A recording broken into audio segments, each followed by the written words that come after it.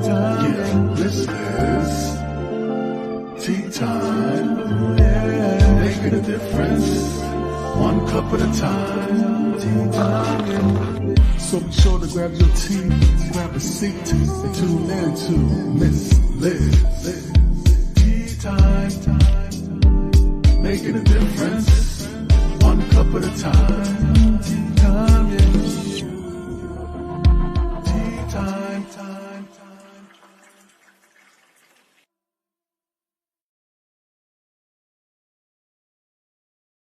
Well, welcome to Tea Time. That's right, Miss Liz is back after a long month of May being off. And I have some incredible guests that are coming back in June. So be sure to check out Miss Liz's website at www.misslizsteatime.com. Now, before we get you over to the website, let's get you over to the YouTube channel, which is Miss Liz's Tea Times. If you haven't subscribed yet, get over there, subscribe, ring that little doorbell, and you can watch these Tea Times at any time that you want in your home, when you're driving, at a picnic. You can listen to Miss Liz at any time. Now, I have the incredible Duncan Bhaskaran Brown in the background waiting to have a good, strong cup of tea with us today. And we're going to be talking about top speed, educational, and amusement. That's right, the type of tea that we're serving here today. So before we get started, I want to give a special shout out to the Bronze Community Supporter Partner of Best Version Media, who is supporting this tea time for this month, and his name is Brian McDonald. So thank you again, Brian, for that community support. It is always appreciated. Now, a little bit about my guests and the disclaimer, as you all know, Miss Liz does. And if you have any comments or questions or anything or support that you'd like to share, just put it in the comments and I'll get that into Duncan and he can see those and answer that during our conversation today. So let's get started with the disclaimer. Disclaimer for Miss Liz's Tea Time live shows. Miss Liz myself is going live using StreamYard. Before leaving a comment, please grant StreamYard permission to see your name at StreamYard.com. Please be advised that the content brought forward for any Tea Time show hosted by myself, Miss Liz, is always brought forward in good faith. However, it may bring forward dialogues and opinions that are not representative of my platform. The facts and information are perceived to be accurate at the giving time of airing. All Tea Time guests and audience participants are responsible for using their good judgment and taking any action that may relate to the discussion. The content brought forward may be discussions for some where they may be emotionally at risk. It's significant to note that the show is engaging in discussion forums only to offer and inspire awareness and connection and is not providing therapeutical advice. If you have any questions about the disclaimer or the panelist discussion, you may freely contact me, Miss Liz, through my email at bookingmissliz@gmail.com. Moving forward, should you choose to voluntarily participate in today's show in any aspect, I myself, Miss Liz, welcomes you. And should you decide that this show is not made for you at this time, I respect those wishes and will see you at a later date and a later show. Again, all Tea Time shows are hosted on Thursdays, 3 p.m. and 7 p.m. Eastern Standard Time. If you see it on a Monday or Tuesday, it's a rescheduled Tea Time or it's a surprise Tea Time that Miss Liz has found and just likes to throw those little surprises in once in a while. So now a little bit on my guests. Well, who is Duncan? Duncan Bhaskaran Brown is a speaker, an author, and a Morris dancer. I want to know more about that Morris dancer. He'll show you that you're getting over indulgence can power up your productivity, push up your performance, and pump up the pleasure you take from life. Duncan has done his fair share of overindulgence. Strictly speaking, he's drunk more than his fair share of wine and eaten more than his fair share of cake. Along the way, he's found himself in some interesting places, like on stage with the S Club, a stint as mayor of his hometown, and Morris dancing in Westminster Abbey.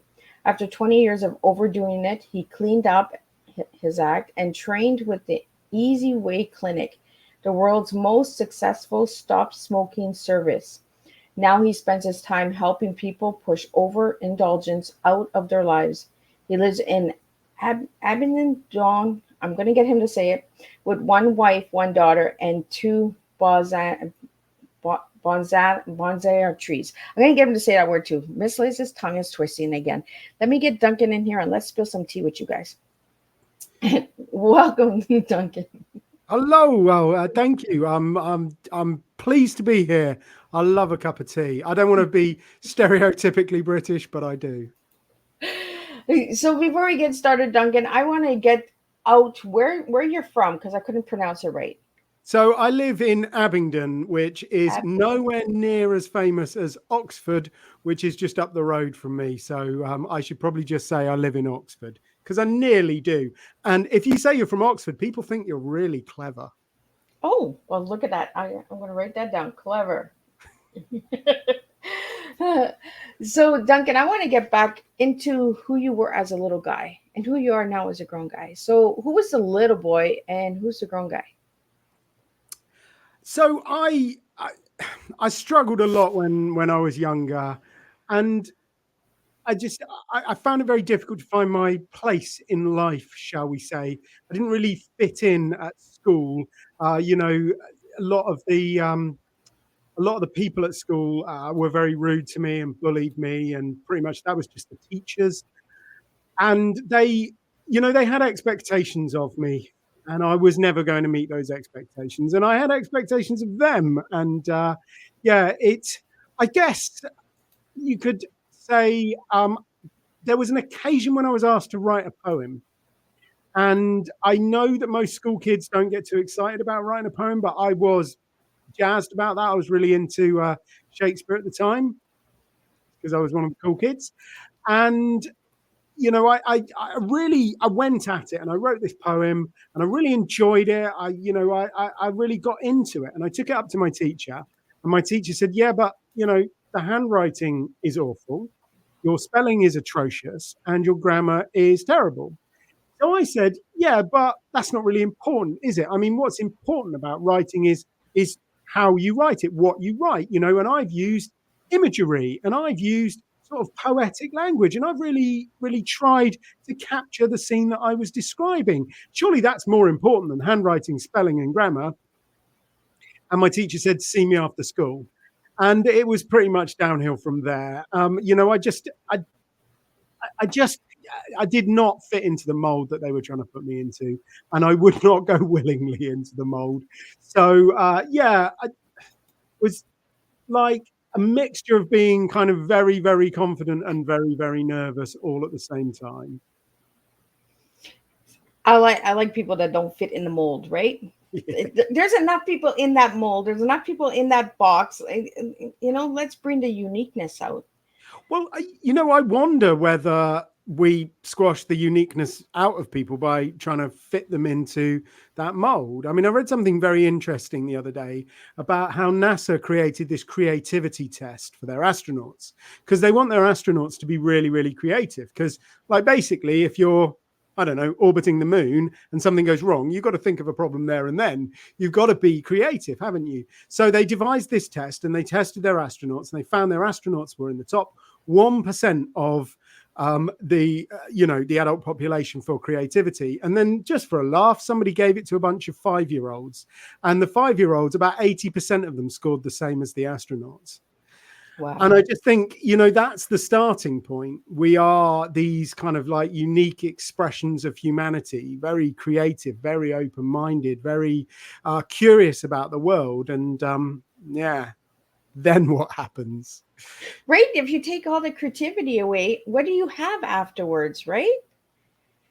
You have a bunch of molds, you have a bunch of robots, what we're going into in the future, right? Is all the same look and the same feel. And if we take all of that away, we're actually losing humanity. So Yeah. it's really important that we keep the creativity going and the uniqueness going.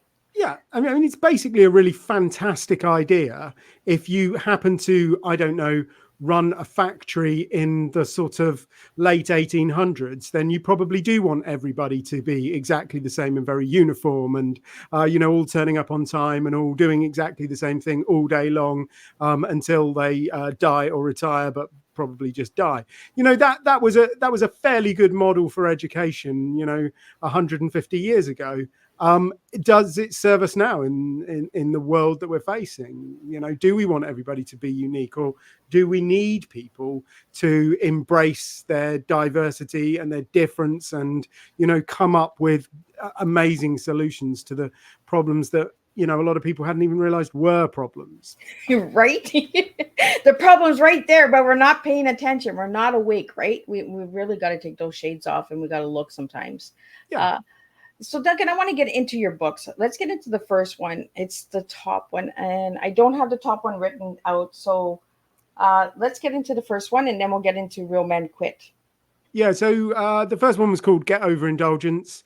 And it really is my journey. And it does start off with, little schoolboy me realizing that he's a pig in a chicken coop, basically.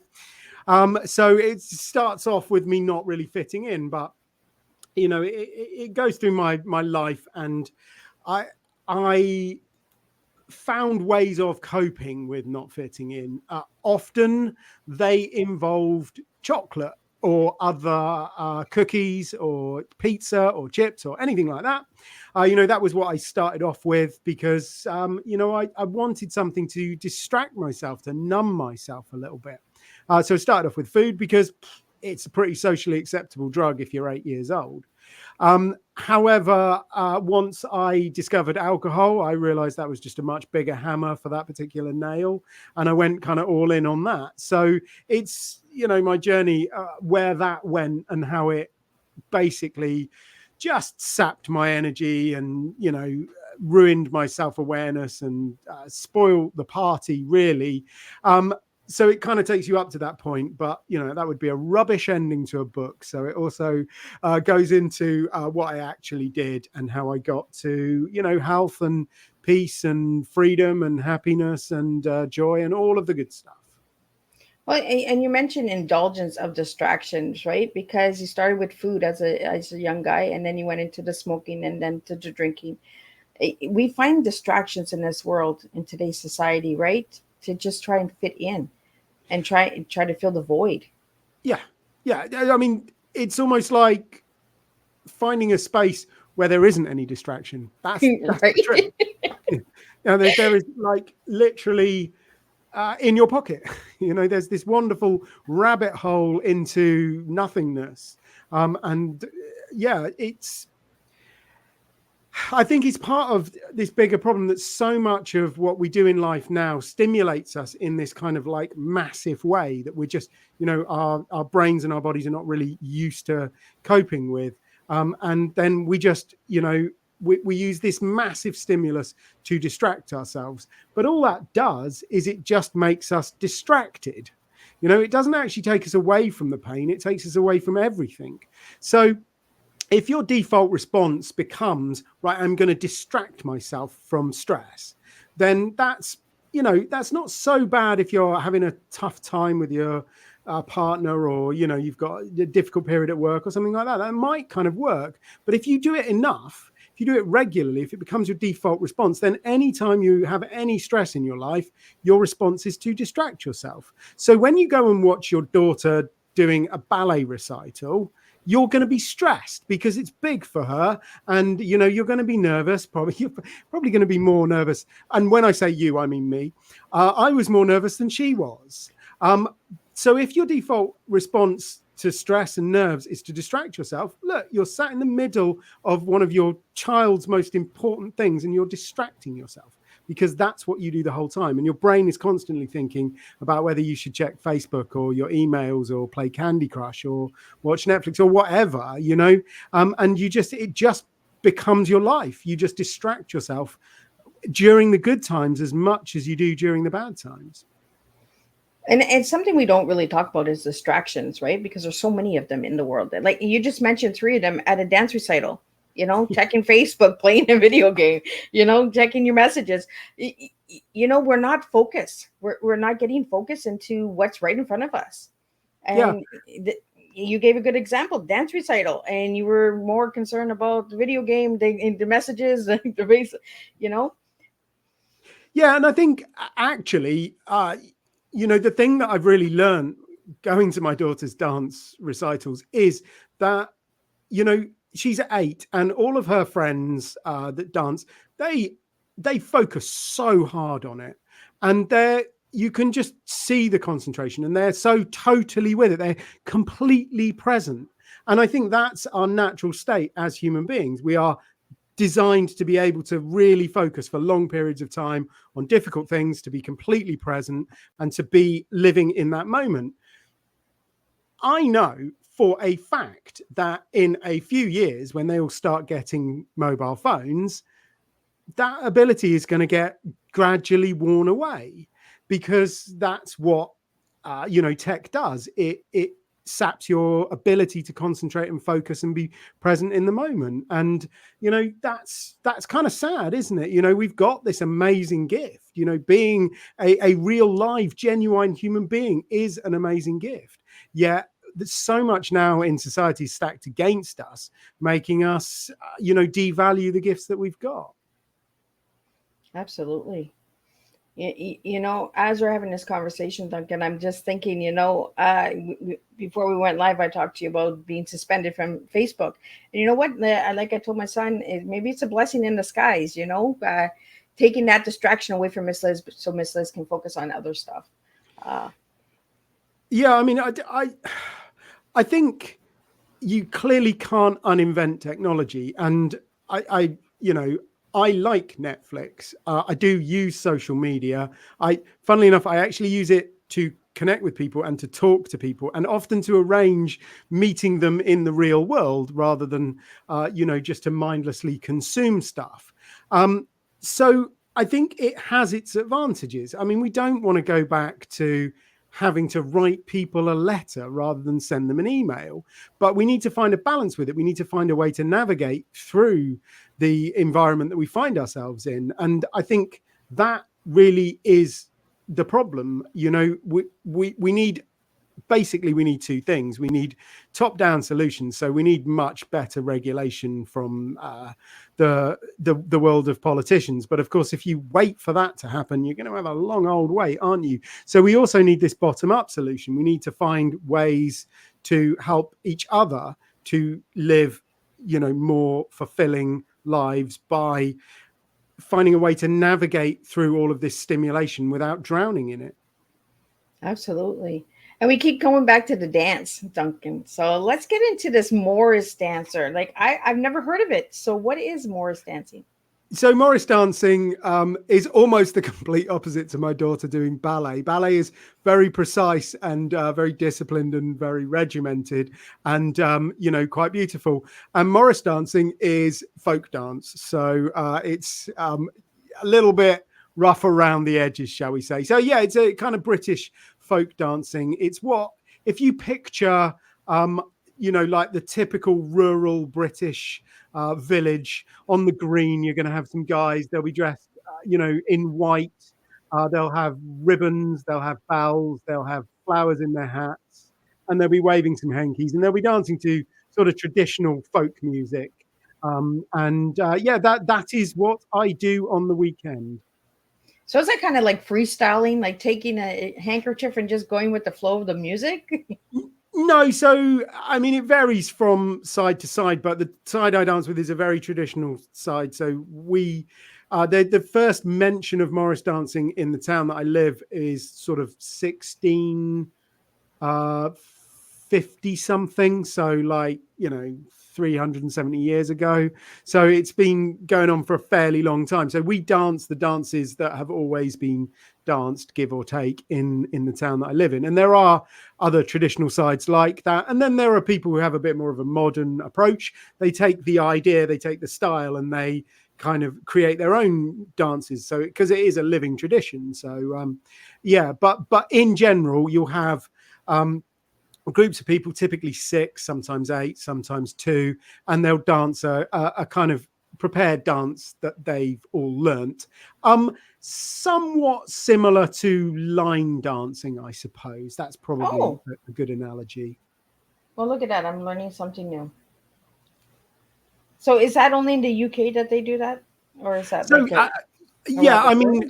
in one level, yes, absolutely. It's British folk dancing, so it happens. And there are lots of different styles. The one I do is from the Cotswolds, which is the part of the country I live in. But you also get traditions from near Wales, from the north of the country, from East Anglia. And they vary, and they're kind of different. That being said, we have exported a few people around the world during our time. I think that's the charitable way of saying we used to have this big empire. And as a result, you do find these kind of crazy enclaves of folk dancing all over the world. So yeah, there's a few Morris dancing sides in America. There's some in Australia. You find them all over the place. But in general, it's biggest in Britain.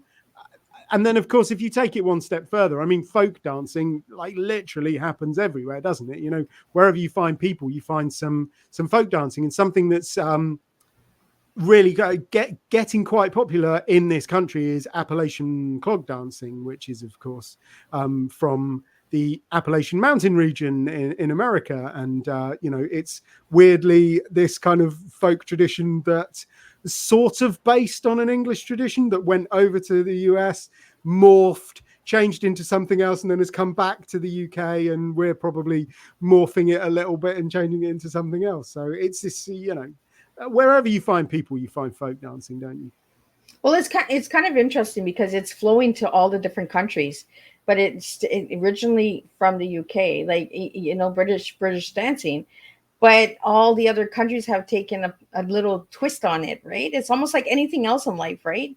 Everyone puts their little twist and turn on there, like the twisted tea, right? Like we just kind of twist it around and we give it a new name. Yeah.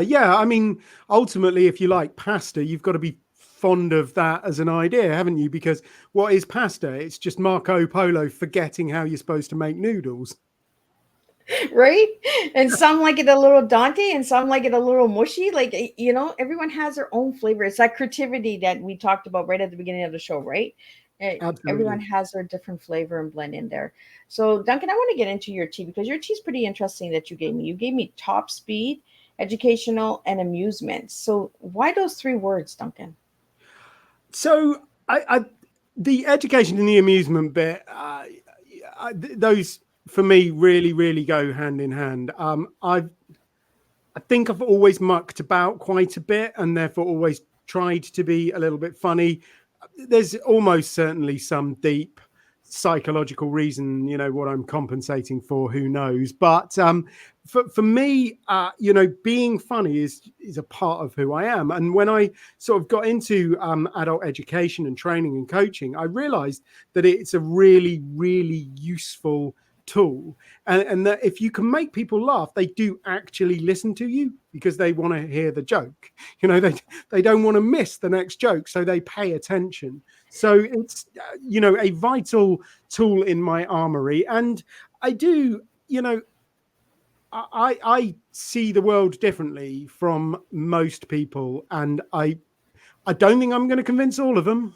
In fact, I'm confident that I'm not going to convince all of them. But I think if I can help people to see things a little bit differently, not necessarily see them exactly the same as I do, but actually to look at some of those things that are just so common and so ubiquitous that we almost don't even notice they're there. So that's the education bit. And then, you know, top speed, I kind of only have two settings. No. It's all or nothing, right? Exactly. It's either very fast or asleep. And, you know, I've kind of always been like that. However, when I was at my worst, really eating badly and drinking a lot and smoking, you know, that single gear of going as fast as you can got quite slow. And you know, my life is really marked by being absolutely like that when I was a kid, just running around like an insane thing and doing a lot of stuff. Not all of it necessarily productive, but I enjoyed it. And then this kind of gradual slowing down over a 20-year period of my overindulgence period.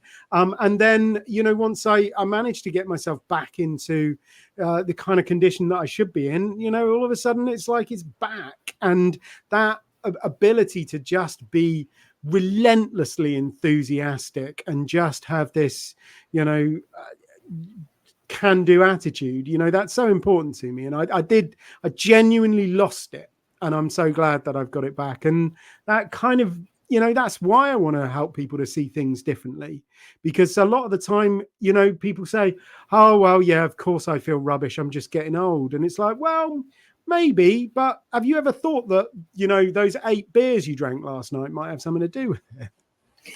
You're right. Yeah.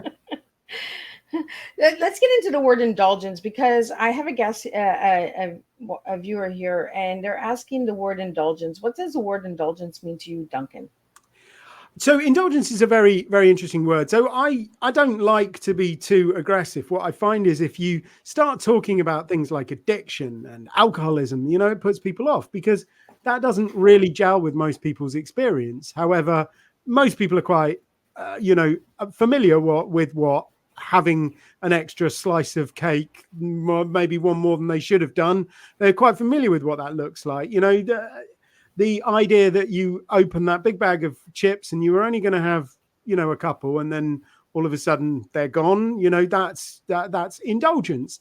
And there's nothing really wrong with indulgence. I think that is something that you should do every now and again. I mean, I'm not a monk, I don't live in a cell sitting on a spike because, and eating nothing but gruel. I do like to eat nice food and actually enjoy myself. I just, I think we need to rebalance what the difference between the occasional indulgence and constant overindulgence. I mean, the example I always end up going back to is birthday cake. Now, unless you happen to have 3,500 friends, and I don't mean on Facebook, I mean like real, actual, genuine friends. Unless you happen to have loads and loads of friends, how much birthday cake should you be eating in a year? What is it? It's going to be like 12, 15. Once you got your close family and your close friends, you're going to be eating birthday cake once, maybe 1.5 times a month, maybe twice if you're super popular. Yeah. And that is how, for the vast majority of human history, we would celebrate occasionally, not very often, every fortnight, maybe only once a month. But now you get birthday cake ice cream and people eat it every day. And we've totally and utterly lost the idea of using food and alcohol as a way of celebrating special occasions. And now we just eat it and drink it because it's Tuesday, because Netflix is on, because, we had a hard day, whatever. And, it's sort of like understanding that indulging yourself occasionally is a very good thing. It's a very necessary part of life. But if you do it every day, it will become a problem, and fairly quickly. Well, and you just mentioned something. We're losing the meaning behind celebration. We're celebrating 24/7 every day of the week. And then when we go to a birthday party, oh, it's just another birthday party. Oh, it's just another Christmas. Oh, it's just another Easter. We're losing the feeling of these celebrations because we're doing it all the time. Yeah, no, I absolutely. I see it with the kids. They turn up and they look at the food and it's just, well, this is like crisps and sweets. This is what I eat all the time. This is nothing special. Although, of course, when they come to my daughter's birthday party, they get cucumber and hummus, and they're like, "Wow, this really is special." I mean, I don't want to eat it, but right, like we're having to make these weird menus and weird decorations and games just to get people involved in celebrating again. Yeah, and that's one of those things you can get into this kind of like almost birthday party arms race, can't you? Like, well, I've got to have a fire eater because they had that, and then like we've got to get the balloon molder as well, and then all of a sudden all of the kids are arriving in helicopters. It's like, this has gone too far. Right? When is too much too much? Let's go back to the old way where we were celebrating a birthday and we were like, oh my goodness, what kind of games are we going to play? Like, get excited. Yeah, absolutely. And I think that gets to the heart of it. If you do it occasionally, it's exciting. If you do it every day, it's boring. And it's like, congratulations, you've turned your life into, basically one of those old TVs that they had in the 50s, where everything just seems black and white and grainy and the sound's not very good. Whereas actually, your life is supposed to be top of the range 4K, plasma, HDR, and all of the other 3-letter abbreviations that I actually don't know what they mean. But, we just, because we're constantly bombarding ourselves with sensations, no sensation ever stands out anymore. Yeah, and that's deeply important for, for the listeners and the audience and who are going to listen to the tea time and the replay, is we really got to start taking steps backwards. You know, and they say don't go back in the past. Sometimes we got to go in the past, right, to get to the present in order to understand the future. If we just stay in the present and we just keep celebrating, celebrating, celebrating, we're going to end up losing the meaning of everything in life.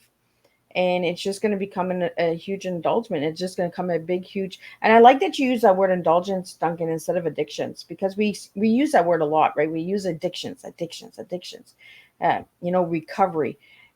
Indulgence, I haven't heard of it used very much in society. And I think that it's like giving cucumber and hummus at a birthday party, right? It's different. It's being unique. And I think we need to bring that uniqueness back.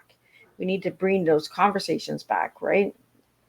And yeah, absolutely. And we need more guacamole sandwiches. Those really did not go down very well, but my daughter loves them, so that's right. And a good cucumber is good sometimes. And Miss Liz looks like the matrix is coming for Miss Liz. Can you still hear me, Duncan? I can still hear you. Yes. Okay, so I will figure out what's going on with the camera, but we're going to keep continuing this conversation. So we have a couple questions here for you, Duncan, about the book called Real Men Quit. Could you talk a little bit about that? Yeah. So I know this sounds a bit odd, but there is a part of the world where you don't find men shouting a lot. And I know we do tend to dominate the conversation pretty much everywhere, but the one space that we are really way too quiet in is the sober sphere. So a lot of the conversation in the recovery world, in the sober world, is dominated by women. And don't get me wrong, I mean, I love them. I think they're doing some amazing work. There are a lot of women doing really, really great stuff. And their stuff really resonates with me now that I've stopped drinking. I can see it for what it was. But actually, I think when I was drinking, it wouldn't have struck a chord with me. It wouldn't have engaged me because it didn't sort of like speak to my life. And as a result, I thought, well, you know what? Look, blokes, we're not very good at asking for help. So maybe books and podcasts are much more a kind of a bloke thing. We find it a bit easier. We can buy it on Amazon and nobody really notices. So I decided to write a book specifically for men, because while we don't really dominate the sober world, we do definitely dominate the alcohol world. So the majority of problems with alcohol, happen to men. So men are 2 to 3 times more likely to have a drinking problem than women. If you look at the statistics, they're pretty bleak. So if we went to a bar, and there were 4 drinks on the counter, as a man, I'd have to drink 3 of them. And as a woman, you'd have to drink 1. And that's not just me being like bravado or anything like that. It's simply the fact that, 75% of the alcohol consumed worldwide is consumed by men.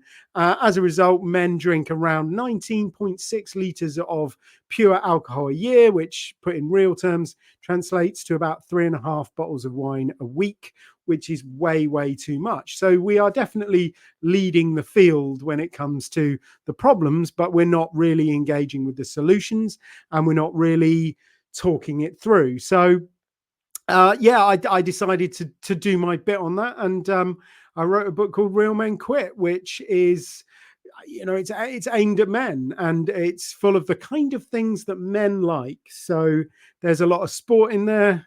There's a lot of James Bond, a bit of Star Wars, and an awful lot of really, really bad jokes. So it's my contribution to solving that particular problem.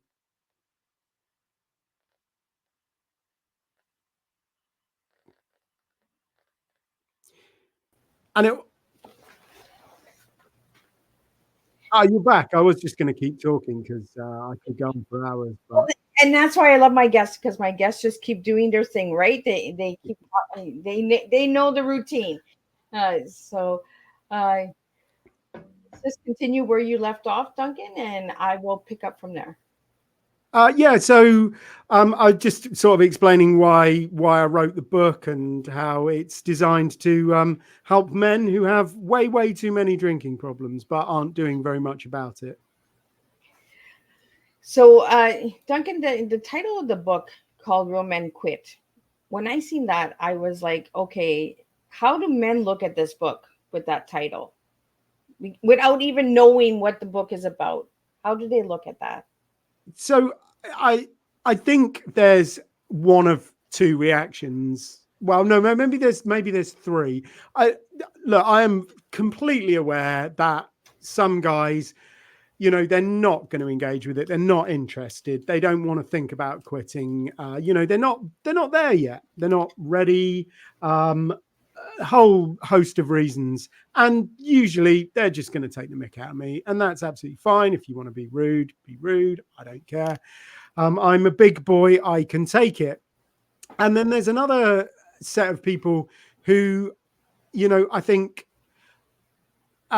it does resonate with, because they sort of get the idea that, well, actually, we've been told for years and years and years that real men drink, and that in fact it is quite a macho and manly thing to do, and that it is.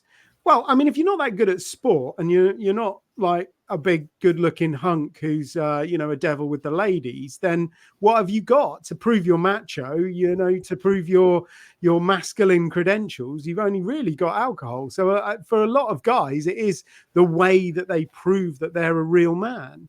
So it's a deliberate kind of play on that, and it resonates an awful lot with many of them, because they kind of, almost after 3 words start to feel that, yeah, actually, what?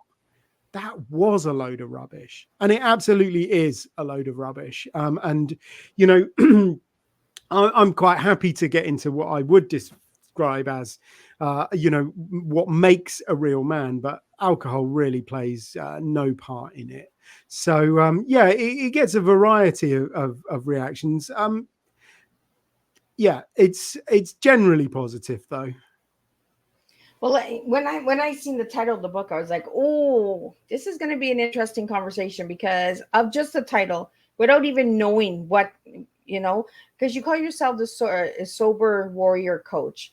So I knew what the book was about, but I mean, for the ones that didn't know what the book was, I was like, "Oh, this is an interesting topic." How did you come about taking that name for this book? Well, I'd had it in the back of my mind that I really wanted to write something about the mechanics of stopping drinking. So I'd written about, kind of like a little gentle nudge as to why you might want to look at your drinking. That's what Get Over Indulgence was all about, really. And looking at what my next project was going to be, I was thinking, well, I want to write something about, that's much more how than why. And then hanging around the places that I do, I realized that it had to be for men. And at about the same time, I read a very good book called Quit Like a Woman, which is an excellent book. But again, probably wouldn't resonate with most men, kind of designed not to. And I thought, oh, yeah, I put Quit Like a Man. No. But then, like, at some point, it just sort of popped out of my head, Real Men Quit. And I thought, well, that's great, because it is kind of a little bit in your face. It's a little bit confrontational. And it runs contrary to, the prevailing philosophy that we have in this world. I think we're constantly being told that if you've got a problem, you've got to add something. If you've got a headache, you need an aspirin. If you're unhappy, buy a new car. It's all about adding things. You want a better job, get more qualifications. It's all about adding and adding and adding. But actually, the secret to a lot of happiness and health and success is actually about taking stuff away. So you got to ask, why have you got a headache? Well, maybe because you're drinking so much coffee, you're dehydrated. Take away the coffee.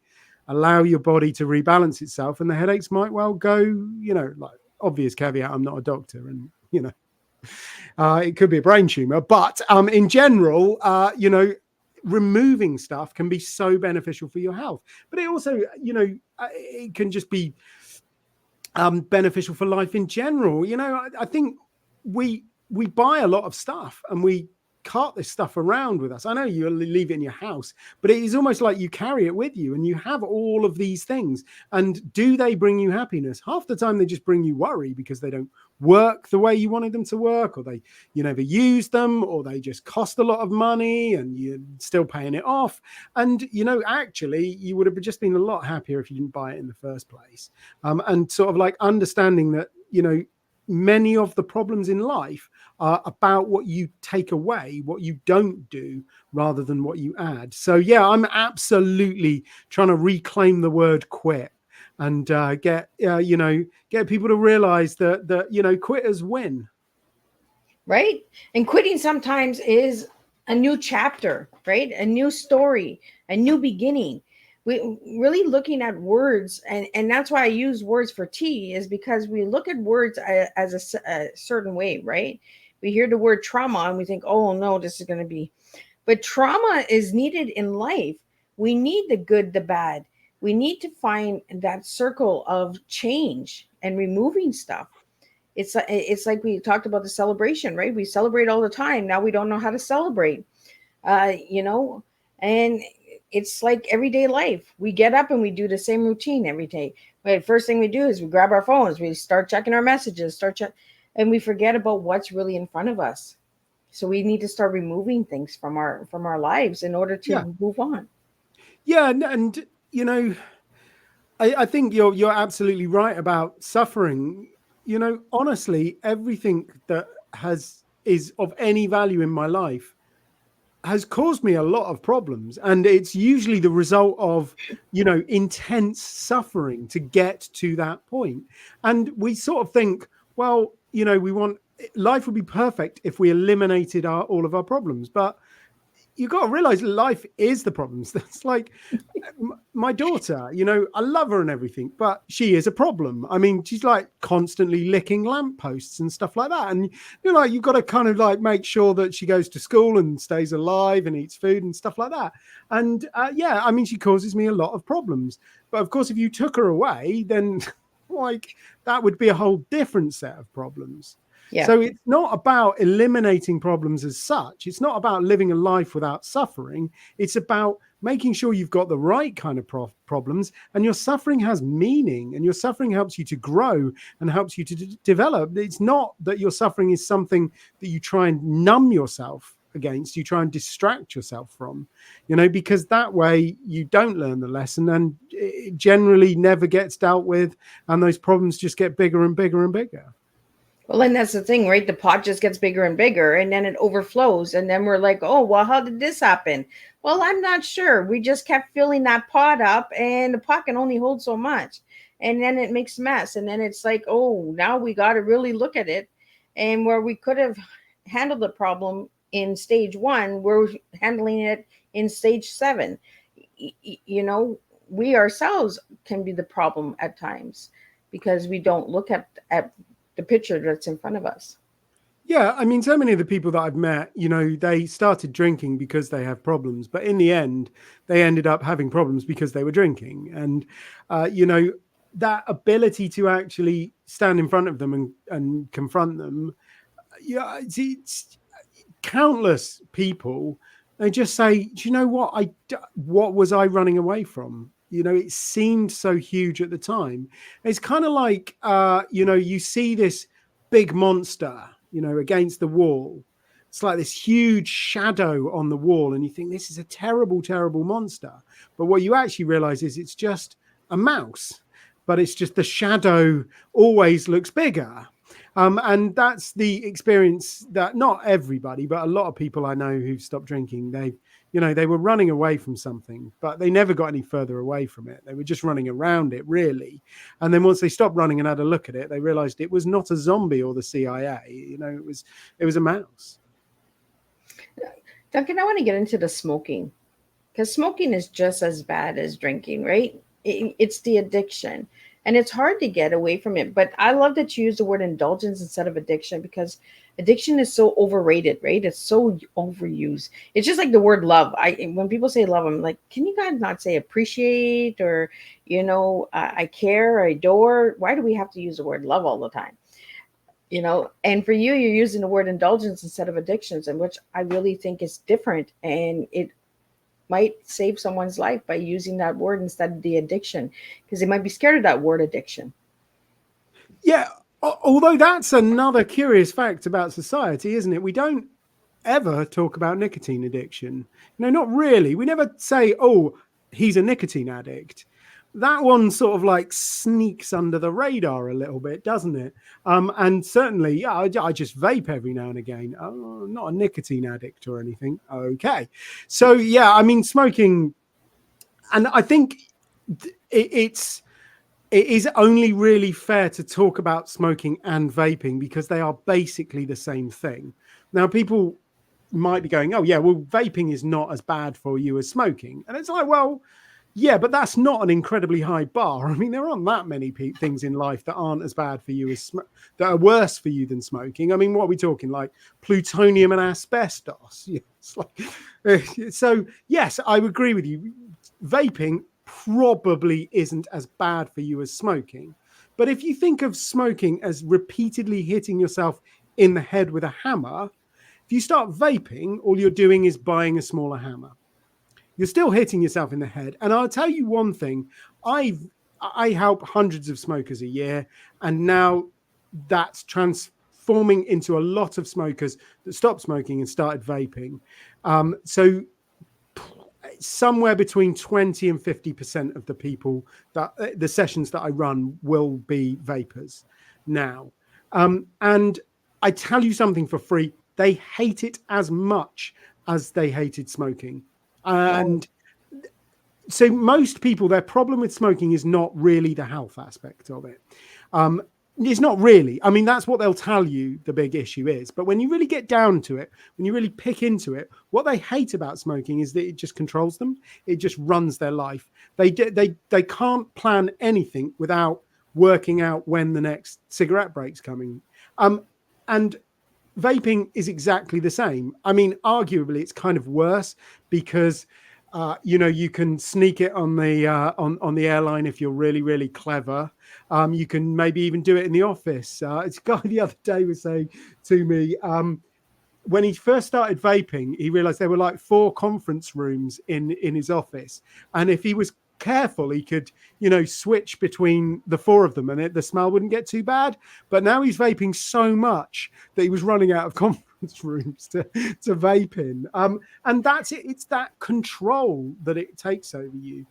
That's what people hate about it. And people who vape talk about it in exactly the same way as people who smoke cigarettes. It is the mental imprisonment as much as the physical ill health that it causes that they're really, really concerned about. So, yeah, maybe vaping is not quite as bad for your health as smoking, but it's bad enough. And anyway, nobody really knows because nobody's been vaping for 20 years. So we don't really know what the effects are. But like somebody was talking about, vaping apparently causes a condition called popcorn lung. Now, I don't really know what that is, and I am not a doctor, but I don't want popcorn lung. It does not sound good, does it? Well, I'm not a big popcorn eater, but there's so much side effects to it. But it comes back to that silent, hidden addiction, and that we don't speak about, and the indulgence of hiding it, the distraction.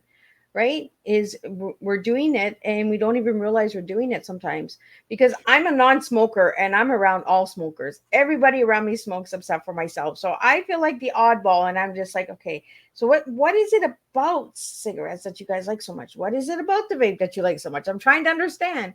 Okay, so there is an interesting, as you're interested in language, you'll love this one.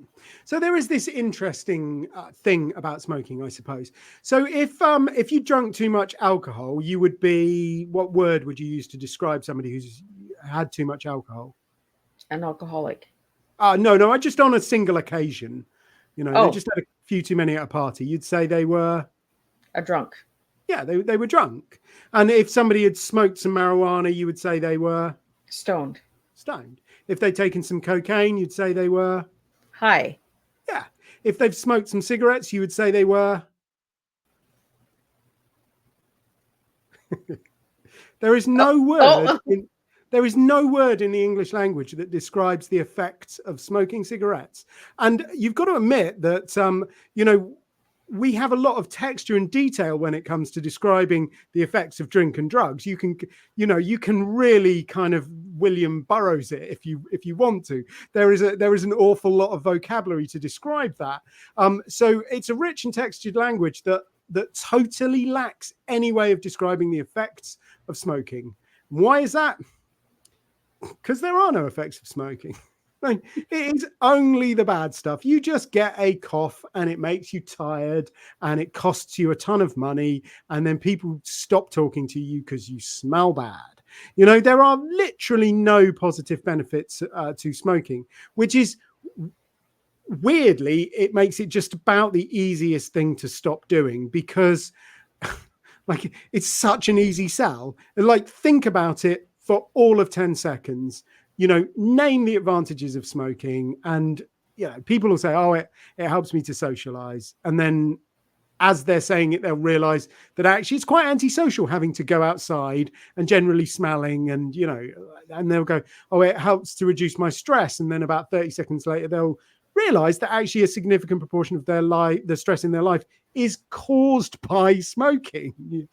So all of these kind of like reasons that people give, they're just terrible justifications. There is no benefit. I mean, I'm not a fan of alcohol. I'm not a fan of cocaine. I'm not a fan of marijuana, but at least you get something. At least it alters your mood. Right? I've always tried to understand that, because I'm the oddball that everybody's outside enjoying each other and I'm the one inside by myself. And then I go outside and then everybody comes in. So I'm just like, okay, like, what is going on here? Like, should I have a cigarette with you guys so that that I can stick and have a conversation with you? I've always tried to wonder that, Duncan. And so this is basically what happens when you are a teenager. Somebody will give you a cigarette and you'll smoke it and it will be absolutely vile, but because you don't want to seem like you're not cool, you go, oh yeah, this is really great. And you actually get groups of teenagers, they all hate it, but they're all trying to impress each other. It's a little bit like the Emperor's New Clothes, isn't it? They can all see it, but nobody really wants to mention it because they don't want to be the one that says, this is blinking awful, why are we doing it? Yeah. And all they've ever seen is adults smoking. They just completely connect adulthood with smoking. So they all do it. They all try it. They all hate it. And before they know it, they've got hooked on it. And they now have this kind of small physical need to do it, which translates into a larger mental issue. Not so much the physical thing, but the ability to manage that kind of those triggers and those cravings, or whatever you call them. And before they know it, it's just something that they're doing 20 times a day. But, trust me, you're not missing anything. For all my viewers out there, yes, Miss Liz did smoke. I smoked for 3 weeks of my life and I kept choking on it. And I said, I don't like this. It's not giving me any good feeling to it. So I just don't want to do it. But I have smoked 3 weeks of my whole entire life. And I just watch everybody else smoke around me. And I'm just like, I don't know. Is that what you guys feel? Like you're just too scared to say, like, you know what? No, I don't want to not fit in. Yeah, I mean, there's a little bit of, I think, to start off with, when people start smoking, they stick at it because they don't want to be seen as the odd one out, or they don't want to they think everybody else is really loving it, and they'd be a bit of a freak if they said this is blinking horrible. That's to start with. But I think the reason why people stay trapped is there is a lot of sort of incorrect beliefs around it being quite hard to stop smoking, and that if you do stop smoking, you've got to be miserable, or you've got to turn into some kind of like anti-smoking evangelist. And I think that happens to people because they don't necessarily go about it in the right way. So, if you're in prison, you've got two choices, haven't you? You can do what I like to call the Andy Dufresne, which is basically steal a teaspoon from the canteen, spend 8 years like banging away at the wall, and then break into a sewer pipe and swim out from the prison in the sewer pipe, and you will get out of the prison. But it's pretty horrible, and you end up covered in, well, sewage, don't you? That is one option. The other option is just getting a key and walking out of the prison, and it is so much more pleasant. It is so much easier. So if you are trapped in something, there are different ways of getting out, and people do get free just using nothing but willpower and white knuckles. But they end up hating it, and they end up miserable, and they end up covered in the proverbial. Whereas if you actually just, meet some people who kind of understand behavior change, understand sort of cognitive reframing or cognitive realignment, then actually it makes stopping smoking not completely easy, but relatively simple and relatively painless experience. I mean, to put it very, very briefly, what most people do is they concentrate on the action. They think that behavior change is about changing your behavior, but it really is not. The behavior is the thing that you should ignore. What you should start with is your beliefs. You should look at your beliefs, because your beliefs underpin everything that you do. So you've got to ask yourself, why are you smoking? Does it really reduce your stress? No, it's causing your stress. Does it really help you socialize? No, it makes you stink and it makes you antisocial. Is it really giving you all of these benefits that you're pretending it's giving you? No. Once you've got to grips with those beliefs, then you need to work out how to manage the thought process. So you are going to be in situations where, you'll see people smoking and your brain will go, oh, let's have a cigarette, because over tens, if not hundreds of thousands of occasions during your life, you have taught your brain to think in that situation, have a cigarette. So of course it's going to do that. So you need a process to manage the thoughts, to manage the cravings. And once you've got, the beliefs in the right place and you've got the thoughts in the right place, then the behavior follows. Yeah. The problem is, as I say, a lot of people do it the wrong way round. They start with the behavior and they hope the thoughts and the beliefs catch up. And, 1 in 100 times maybe they do, but mostly, it does not work that way. So, Duncan, if anybody wanted to reach out to you and learn how to quit smoking and get your books and all that, how can they reach you?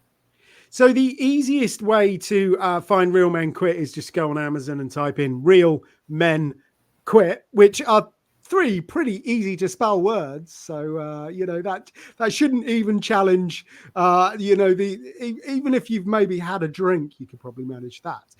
So that's Real Men Quit. If you want a copy of Get Over Indulgence, I'd love to share a copy with your listeners so they can download that for free on my website.